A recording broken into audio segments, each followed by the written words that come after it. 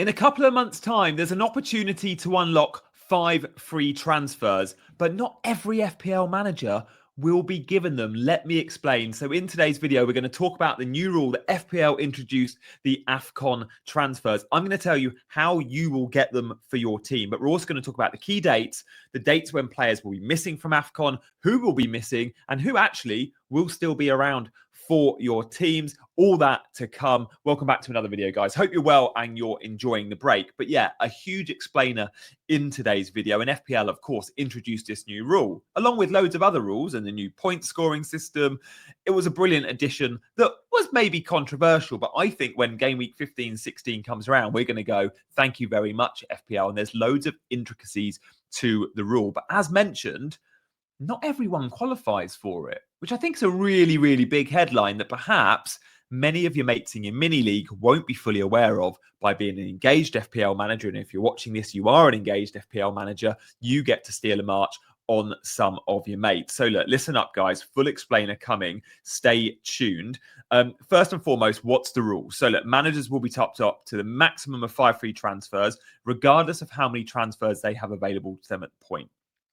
This happens following the game week 15 deadline and ahead of game week 16. They're both Saturday deadlines.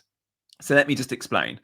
If you have 3 free transfers in the bank in game week 15, you better make sure you use them all. Because if you don't, if you only use one and you go into game week 16 with 2 free transfers, you will only be given an additional 3. It's a maximum of 5. So you've got to use all your transfers ahead of game week 15 to make sure you qualify for the 5 free transfers in game week 16. If you've rolled and forgot about it and you've got 3 or 4, let's say you've got 4 transfers going into game week 16, FPL will just give you 1. You'll only benefit from 1 free transfer. How rubbish is that? You've got to be smart. You've got to be switched on. So transfers do not need to be used in game week 16. When you're given them, you haven't just got to go, I've got to ship all my African players, right? It doesn't work like that. You can use as many or as little as you want. They will continue to be carried over and you can use them between game weeks. But the important thing, the final reminder, use all outstanding transfers ahead of game week 15 to fully benefit. Guys, I'm going to talk timeline now, right? I'm going to load the Fantasy Football Scout fixture ticker from game week 15 all the way through to the end of AFCON in game week 22. So game week 15, use all your free transfers because when game week 16 comes around, you want to make sure you benefit from all 5 free transfers. And now just drop in. Now just drop in and you can keep them for as long as you need.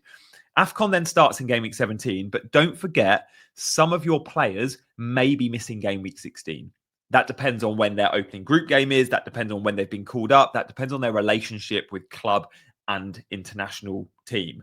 We've seen it in the past. Some players get called up a week before others. So just remember, they'll all miss game week 17. They won't all miss game week 16. Game week 18, 19, 20 looks like a write-off. Maybe some will be back by 20. I think the group stages finishes just before 20.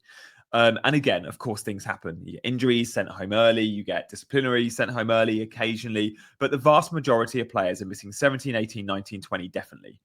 Then if your team is good, gets into the final 8, gets into the quarterfinals, they'll all miss 21 because the quarterfinals start just after game week 21, right? So if you're playing for a top AFCON team, gets to the final 8, you're almost certainly missing 5 games, maybe 6.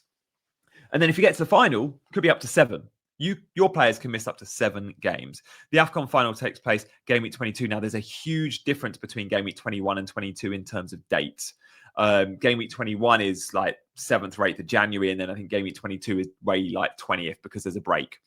There's a Premier League break in that gap. So look, it's important to note all of these things. But why is it important? And who are the players most affected? Well, it matters here and now, first and foremost. It matters because many of us will be thinking about rolling free transfers at the moment, right? We're hitting a busy time in the calendar. You don't need to make transfers. You're going, I'm going to keep rolling because it's going to be useful to have them. But game week 15 is a couple of months away. And remember, when that comes around, you don't want any saved transfers. So what does that mean for FPL teams in the next couple of weeks? We can maybe be a little bit more aggressive. Yes, of course, saving free transfers right now is valuable because this doesn't kick in for a couple of months' time. But don't get to game week 15 and have 4 transfers in the bank and just then do loads of 4 one-week punts. Do 4 1-week punts in individual weeks in game week 11, 12, 13, and 14, if you can.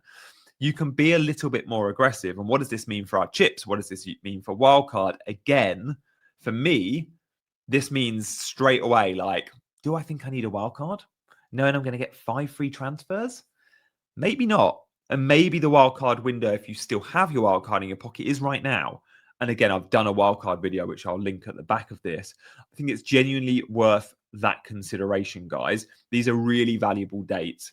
And I think we've got to make those mental notes. I'm looking forward to showing you some of the players that are affected and those that aren't as well. Guys, if you've enjoyed the video so far, I'd love you to like, but please do subscribe if you're new around here. Loads of videos coming on this channel all through the season, but catch my Sunday debriefs live, and often the live videos are the fun bits, but the pre-recorded content too. So thank you for supporting, guys.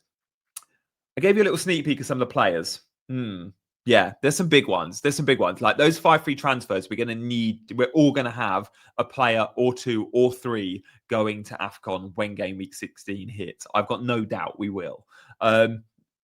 But first, guys, before I show those players, I want to give a shout out to today's sponsor. If you're not already aware, I've worked with Manscaped for some time. I've been using their products on my beard, but also my hair too. The Manscaped shampoo is amazing. The beard trimmer I love. I've got loads of greys coming through. I'm showing my age. I like to keep it short now. And the Manscaped shaver, it just allows me to go that little bit tighter than, say, my Babyliss trimmer, which I've used for years before that.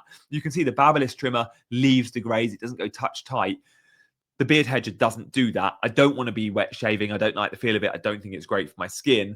This feels like the best solution, and the Manscaped beard hedger is great. But also, guys, down below, the lawnmower. Yeah, the lawnmower is brilliant. I've been using it for some time. There's a protective guard that still allows you for that silky smooth finish on those, slightly rounded areas down there. You can do it guilt-free. With code GIANNI, 15% off on the entire Manscaped website. Christmas is coming. You might have a birthday. Tell your partner you want the lawnmower or the beard hedger or both, because they're brilliant, brilliant products. Manscaped genuinely is the best for male grooming for me. Even the shampoo I absolutely love. I'm going to leave the QR code on the screen, guys. So if you fancy getting 15% off, exclusively with this channel and with my code, you can. I'll leave it on screen for the remainder of the video. So let's talk about some of those players, shall we? The biggest names going to AFCON. I've got 8 here. I've got another 8 to show you that are fairly big names. But will Salah be in our teams come game week 15, 16? There's a very good chance he does, because his fixtures turn in the not too distant. And when they're turning, we're all going to be like, let's get Salah in, but we can't have him in for long. So like, I look at Liverpool's fixtures and say 15 and 16, and Salah should play in these, Leeds and Brighton. Like, yeah, that could be loads of fun. I look at Brian and Burmo and I'm like, yeah, Brian and Burmo could be popular very, very soon in FPL. Again, Wolves, Bournemouth, good fixtures. Like, again, Crystal Palace there. Look, Man City, Sunderland and Crystal Palace. Again, we look at players like Ait-Nouri and Marmoush. They're out injured at the moment, but when they're back in the team, they'll be starters quite often. And then someone I've got in my team, really popular, is going to be very popular very soon. Ismaila Sarr, Anne and Dai, both of Senegal, will be going to AFCON.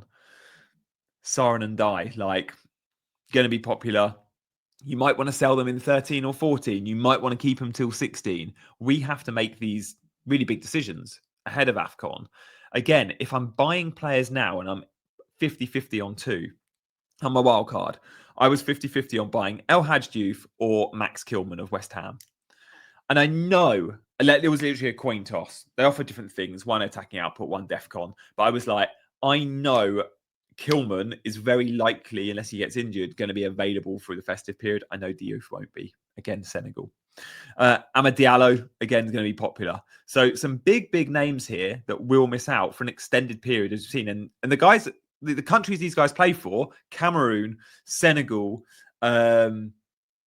Egypt, Algeria, they're going to be in the quarterfinals. And if they're in the quarterfinals, they're missing game week 21. So you're looking at 21, 20, 19, 18, 17, and possibly 16.